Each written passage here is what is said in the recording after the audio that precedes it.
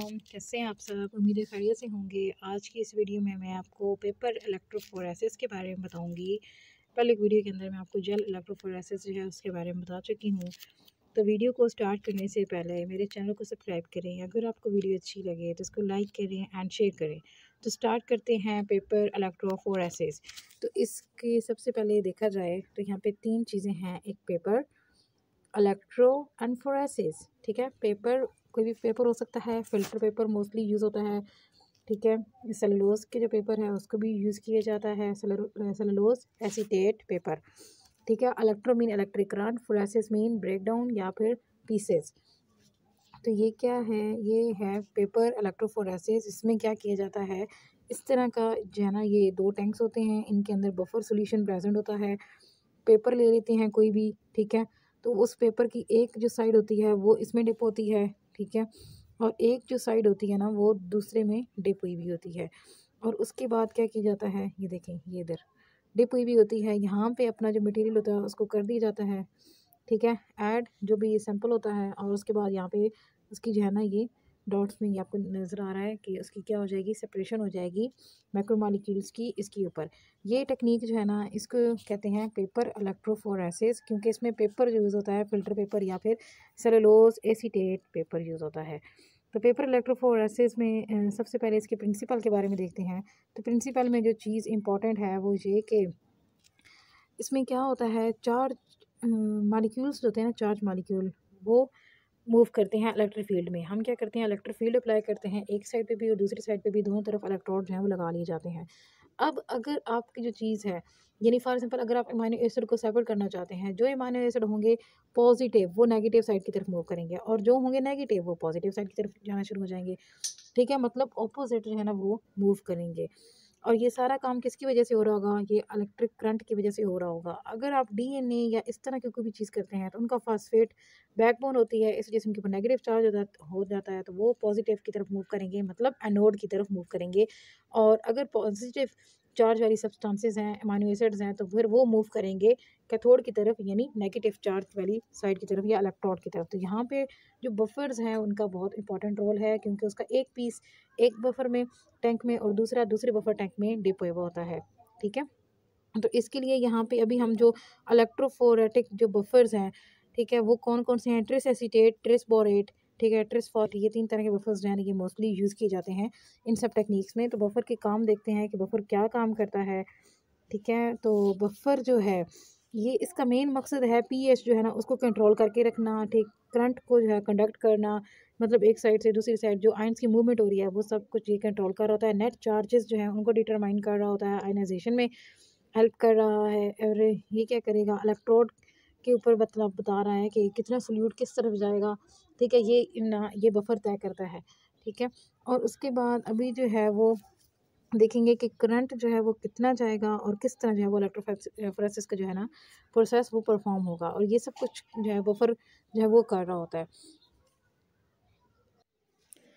तो बफर जो अपना एक्ट कर रहा होगा इलेक्ट्रोफोरेसिस के थ्रू, तो इसमें जो मेन चीज़ अभी मायने रखती है वो है इलेक्ट्रिक चार्ज। ठीक है, और बैटरी मायने रखती है कि हमने बैटरी कौन सी लगाई है और कितनी वोल्टेज का करंट जो है वो हम इसको दे रहे हैं। तो 2 तरह का जो करंट है वो यूज़ किया जाता है, एक है हाई वोल्टेज और दूसरा है लो वोल्टेज। अगर हाई वोल्टेज करंट आप यूज़ करते हैं तो आपका जो फिल्टर पेपर होगा उसके जलने का ख़तरा होता है। इसके लिए आप अल्कोहल या एसीटेट्स या इसके अलावा आप कोई भी कूलेंट मटेरियल जो है वो यूज़ कर सकते हैं, या फिर कूलिंग प्लेट जो है वो आप यूज़ करते हैं, ताकि आपका जो फ़िल्टर पेपर है वो जले नहीं, बल्कि वो इजीली जो है वो अपना काम करे। और इसमें क्या होगा कि जो मटेरियल होगा, जितना चार्ज ज़्यादा होगा, जितनी वोल्टेज जो है वो ज़्यादा होगी, उतना जल्दी मटेरियल जो होगा वो सेपरेट हो जाएगा, और स्मॉलर आयंस वगैरह जो हैं, अमाइनो एसिड्स वगैरह, इन सब को ये क्या करेगा, इजीली और जल्दी से सेपरेट कर देगा। और इसमें क्या होगा कि कम टाइम लगेगा। ठीक है, टाइम आपका जो है वो बच जाएगा, क्योंकि आपने वोल्टेज जो है वो हाई कर दी है, ग्रेडियंट जो है वो ज़्यादा बना दिया है।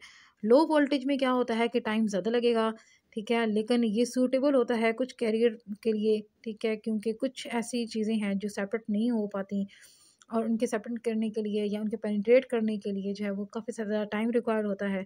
इसके लिए लो वोल्टेज यूज़ की जाती है, लेकिन इसमें हमें कोई भी कूलेंट मटेरियल या इस तरह की कोई ज़रूरत नहीं होती चीज़ें, क्योंकि इसमें कोई ख़तरा वगैरह नहीं होता कि आग लग जाएगी या किसी तरह का ना कोई मतलब ब्लास्ट वगैरह हो जाएगा। और इसको इजीली जो है वो हम यूज़ कर सकते हैं। मतलब ये कि ये सेफ़ होता है, साउंड होता है, इसमें बफर्स एंड इलेक्ट्रोड्स सारे के सारे कंपार्टमेंट्स जो हैं वो बने होते हैं, ठीक है। और वोल्टेज जो है इनमें से आप कोई भी किसी किस्म की भी वोल्टेज है वो यूज़ कर सकते हैं, लेकिन लो वोल्टेज जो है वो लो होनी चाहिए। नेक्स्ट हम इसके प्रोसीजर की तरफ देखेंगे कि प्रोसीजर जो है वो क्या होता है इलेक्ट्रोफोरेसिस का। सबसे पहले आपने कोई भी फ़िल्टर पेपर ले लेना है, ठीक है। वो सेलुलोज एसीटेट पेपर भी हो सकता है या वट्समैन पेपर जो है ना फ़िल्टर पेपर वो भी हो सकता है। उसके बाद आपने अपरेटस सेट करना है। अपरेटस में आपने ये जो है ना बफर पूल वगैरह ले लेने हैं, साथ में आपने जो है ये सारी चीज़ें सेट करनी है, जितनी ट्रेस वगैरह हैं इन सबको सेट करके तो एक पूरा जो है ना आपने कंपार्टमेंट जो है ये रेडी करना है, ठीक है। फिर उसके अंदर जो है आपने एक फ़िल्टर पेपर जो होगा वो रखना होगा और इसके लिए आपको बफ़र्स जो हैं वो इन टैंक्स में डालने होंगे। फिर आप क्या करेंगे, सिंपल जो है ना, ठीक है, आप सैंपल उसमें अप्लाई करेंगे। सैंपल डालने के बाद इलेक्ट्रोफोरेसिस जो है ना वो रन होगा। मतलब ये कि वहाँ पे जैसे ही आप बैटरी ऑन करोगे, चा आपने इलेक्ट्रोड्स भी लगाए हुए हैं, तो क्या होगा कि चार्जेस जो हैं वो मूव करेंगे, करंट मूव करना शुरू हो जाएगा और उसकी वजह से आपका सैंपल जो है वो भी उसके ऊपर रन करना शुरू हो जाएगा। इसको हम कहते हैं ये क्या है, ये इलेक्ट्रोफोरेटिक रन है।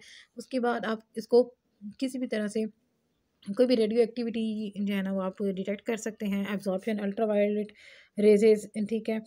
इन सबको आप फिजिकल प्रॉपर्टीज़ जो है इन सबको आप वहाँ पे जो है वो चेक कर सकते हो। इसकी एप्लीकेशंस क्या होती हैं कि ये मसल्स प्रोटीन हो गई या कोई भी किसी भी चीज़ को डायग्नोस करना है, कोई डिजीज़ देखनी है, कोई मतलब स्नेक्स की कुछ भी प्रोटीन देखनी है, या आप किसी भी चीज़ को यहाँ पे सर्च कर सकते हो। लेकिन ये छोटे लेवल पे यूज़ होता है, ये अमीनो एसिड्स के लिए यूज़ होता है, स्मॉल ऑर्गेनिक कंपाउंड्स के लिए या इनऑर्गेनिक कंपाउंड्स के लिए, क्रिस्टल्स वगैरह के लिए, ये मतलब कम चीज़ों के लिए यूज़ होता है, ठीक है। जो बड़े लेवल की चीज़ें हैं वो तो एसडीएस, पेज, एगारोज और स्टार्च हैं, उधर उनको यूज़ किया जाता है और मोस्टली सबसे ज़्यादा जो है वो एगारोज को यूज़ किया जाता है। लेकिन पेपर इलेक्ट्रोफोरेसिस जो है ये जो है स्मॉल स्केल पे यूज़ होती है और स्मॉल मॉलिक्यूल्स को सेपरेट करने के लिए जो है वो यूज़ की जाती है। तो देन इसका डिसएडवांटेजेस जो है ना वो ये होता है कि इसमें टाइम बहुत लगता है, बहुत ज़्यादा टाइम वेस्ट होता है। लेकिन अगर आप इसके एज़ कम्पेयर जेल इलेक्ट्रोफोरेसिस में अगर उसको यूज़ कर रहे हैं तो इसके लिए आपको जस्ट मतलब 1-2 आवर्स या फिर इससे भी कम टाइम जो है वो लगेगा, लेकिन इधर टाइम जो है वो ज़्यादा लगेगा, ठीक है। तो ये डायग्राम जो थी इसमें आपको ये नेक्स्ट नज़र आ रहा होगा ये चीज़, ठीक है। तो ये इस फॉर्म में जो है ना कोई भी चीज़ आपने अगर डाली है, सैंपल डाला है, फॉर एग्जांपल ये ब्लड का आपने सैंपल डाला था, तो उस तरह ये सारी चीज़ें जो है ना वो अलग-अलग हमारे पास आ जाएँगी, ठीक है। इनकी सेपरेशन हो जाएगी और ये देखिए ये सेपरेशन होना जो है वो स्टार्ट हो गई है, ठीक है। अब सेलुलोज एसीटेट जो है इलेक्ट्रोफोरेसिस इसके बारे में भी देखते हैं। ये एक फ़िल्टर पेपर होता है, इसको भी यूज़ किया जाता है और इसकी दोनों साइडें जो होती हैं उनको डिप कर दिया जाता है, ठीक है। ये इस तरह ये ठीक है, ये आपके पास फ़िल्टर पेपर है, इसको डिप कर दिया गया है। ये हमारे पास जो है ना ये टैंक नंबर 1 है और ये टैंक नंबर 2 है, इनके अंदर इलेक्ट्रोड लगाए गए हैं। उसके अलावा ये एयर जो है टाइट हाउसिंग की गई है ताकि हवा से कोई भी किसी किस्म की इंटरप्शन ना हो, आपका जो वो सैंपल है वो ख़राब ना हो और फ़िल्टर पेपर के ऊपर जो चीज़ें जो हैं वो रन कर रही हैं, उनमें डिस्टर्बेंस जो है वो ना आए, ठीक है। तो आप क्या करेंगे, इससे क्या होगा कि यहाँ पे ना आपको शार्पर जो है बैंड्स वो नज़र आना शुरू हो जाएँगे, ठीक है। शार्पर बैंड नज़र आना शुरू हो जाएँगे। इसके अलावा ग्लाइकोप्रोटीन का यहाँ पे स्टेनिंग वगैरह जो है ना वो मटेरियल कर सकते हैं, या तो आप सैंपल के अंदर स्टेनिंग कर दें, ठीक है। तो इससे क्या होगा कि जो भी चीज़ होगी वो क्लियरली आएगी और आपको फिर उसको ऑब्ज़र्व करने में भी आसानी हो जाएगी, ठीक है। तो अभी नेक्स्ट हम देखेंगे इसके कुछ एडवांटेजेस हैं, ठीक है। इसमें क्या है कि ये क्या करेगा, ये प्रोटीन्स की टेलिंग नहीं करेगा, ठीक है। ये हाइड्रोफिलिक मटेरियल्स को जस्ट मूव करवाएगा और उसके अलावा सेकंड ये है कि इसकी जो थिकनेस होती है वो भी सेट होती है और अपने हिसाब से आप जो है पेपर उसकी विड्थ अपने हिसाब से ले सकते हैं कि आपने कितने टाइप का मटेरियल जो है उसके ऊपर रन करवाना है, उस हिसाब से आप कर लेते हैं। शार्प बैंड्स जो है वो बन जाएंगे। हाई वोल्टेज जो है वो अप्लाई करनी पड़ती है, लेकिन ये एक्सपेंसिव है, महंगा होता है और उसके अलावा जो भी इलेक्ट्रोफोरेटिक जो है तभी चार्जेस रन कर रहे होते हैं, ठीक है, उनमें ये प्रॉब्लम कर सकता है, मसला कर सकता है। इसके अलावा इसको आग वगैरह लग सकती है, ठीक है, ब्लास्ट वगैरह भी हो सकता है। तो आपको काफ़ी ज़्यादा इसको केयर के साथ जो है वो यूज़ करना पड़ता है। देन इसकी एप्लीकेशंस में देखा जाए तो ये बायोलॉजिकल प्रोटीन्स होती हैं, उनके सैंपल्स वगैरह उनको सेलेक्ट करने के लिए यूज़ होता है, ठीक है। और इसके अलावा और भी मुख्तलिफ पेपर्स जो है ना उनको यूज़ किए जा सकता है इन सारे फंक्शंस के लिए। लेकिन छोटे लेवल पे ये सारी चीज़ें जो हैं वो होंगी, मतलब स्मॉलर मॉलिक्यूल जैसे कि अमीनो एसिड्स हो गए, ऑर्गेनिक एंड इनऑर्गेनिक जो है ना वो मटेरियल्स वगैरह उनको सेपरेट करने के लिए। तो अभी मेन जो रिज़ल्ट होगा वो हमें थोड़ा ना इस फॉर्म में नज़र आएगा। ये इस फॉर्म में हमारे पास चीज़ें जो हैं वो सेपरेट होके आ जाएँगी और इससे हमें पता लगेगा कि कौन सी चीज़ कितनी जो है वो मूव की है। ये सेलुलोज एसीटेट का अगर हम देखें तो ये वो है, उसकी पीएच 8.4 है और उसके ऊपर ये चीज़ें जो हैं वो रन की हैं और ये हमें सैंपल पता लगेगा कि ये नॉर्मल है। नॉर्मल सेल क्या है, सिकल में कितना आ गया है, डिज़ीज़ हमने सबको इकट्ठा चेक किया है। इसमें हमें इनके बैंड्स जो है ना, ठीक है, ये जो बैंड्स हैं इनके हिसाब से जो है वो चीज़ें हमें पता लगेंगी कि इनकी मैचिंग से कि कौन सी चीज़ किसके साथ मैच कर रही है। नॉर्मल एक साइड पे रखेंगे, बाकी डिज़ीज़ है, ये जो भी है उन सबको हम साइड पे ऐसे ना डिफरेंट वेल्स में डालते जाएँगे, डिफरेंट जगह पे रखते जाएँगे। तो फिर उनको आपस में कंपेयर कर लेंगे, जो नॉर्मल के साथ कंपेयर कर लेंगे ना, ठीक है, तो जो चीज़ें नॉर्मल के साथ मिल रही होंगी मतलब वो ठीक है, वो सेट है। जो नहीं मिल रही होंगी, जिनमें थोड़ी सी डिफरेंशिएशन होगी, मतलब ये कि वो डिजीज़ है, उनके अंदर कोई ना कोई म्यूटेशन है, कोई ना कोई प्रॉब्लम उनके अंदर ज़रूर है। ठीक है, तो सिंपल ये इस तरह आता है। ये देखें, ये हमने सैंपल डाला था, ठीक है, उसके बाद हमारे पास ये जो है ना, ये 3 कलर के फॉर्म में जो है मेन रिज़ल्ट हमारे पास शो हो गया। और उसके बाद जो है मेन हम देखेंगे, ये देखें, ये एचबीएस एंड एचबीए, ये क्या किया जा रहा है कि ये चेक किए जा रहे हैं हीमोग्लोबिन जो है ना उसको, ठीक है। तो हीमोग्लोबिन बेसिकल है या फिर वो सेट है, नॉर्मल है, तो उसको यहाँ पे चेक किया जा रहा है। और ये स्टार्टिंग में जो है ना वो जब 0 में टाइम है तो ये इस फॉर्म में होगा, लेकिन जब ऐसे आगे ट्रैवल करते जाएंगे तो ये इस फॉर्म में हमारे पास जो है वो आगे आता जाएगा। तो यहाँ पे हमारी ये वीडियो ख़त्म होती है, पेपर इलेक्ट्रोफोरेसिस। अगर आपको वीडियो अच्छी लगे तो इसको लाइक करें एंड शेयर करें।